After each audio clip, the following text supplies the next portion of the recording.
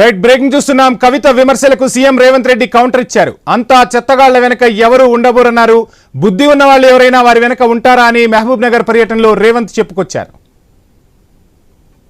రెడ్డి గారు ఒకే ఫ్లైట్ లో హైదరాబాద్ నుండి ఢిల్లీకో, ఢిల్లీ నుండి హైదరాబాద్ లో ఒకే ఫ్లైట్ లో వాళ్ళిద్దరు ప్రయాణం చేసి వచ్చినప్పుడు హరీష్ రావు గారు రేవంత్ రెడ్డి గారు కాలు పట్టుకొని సరెండర్ అయినాక ఈ కుట్రలు స్టార్ట్ అయినాయి. నా మీద ఈ స్టోరీలు స్టార్ట్ అయినాయి. మా కుటుంబాన్ని విడగొట్టాలనేటటువంటి కుట్ర స్టార్ట్ అయింది. నేను ఛాలెంజ్ చేస్తా ఉన్నా, రేవంత్ రెడ్డి గారు మీరు చెప్పండి, ఆ ప్రయాణం జరిగిందా జరగలేదా? హరీష్ రావు గారు మీరు చెప్పండి, ఒకే ఫ్లైట్లో మీరు రేవంత్ రెడ్డి గారితో కలిసి వచ్చిండ్రా రాలేదా? ఆ తర్వాత నుండే నా మీద ఈ కుట్రలు జరుగుతున్నాయా లేదా? సరెండర్ అయింది మీరు. అంత చెత్తగాళ్ళ వెనకాల నేనెందుకు ఉంటానయా?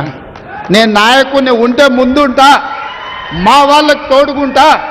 వాళ్ళ కుటుంబాలు వాళ్ళు కత్తులతో పొడుచుకొని హరీష్ రావు, సంతోష్ రావు వెనకాల రేవంత్ రెడ్డి ఉన్నాడు అని ఒకరంటే, లేదు కల్వకుంట్ల కవిత గారు వెనకాల రేవంత్ రెడ్డి ఉన్నాడని. మీరంతా దిక్కుమాలని తెలంగాణ ప్రజలు బండకేసి కొడితే మీ వెనకాల ఎవడన్నా బుద్ధున్నోడు ఉంటాడా? అన్నం తినవాడు ఎవడన్నా మీతోని ఉంటాడా? నాకంత సమయం లేదు.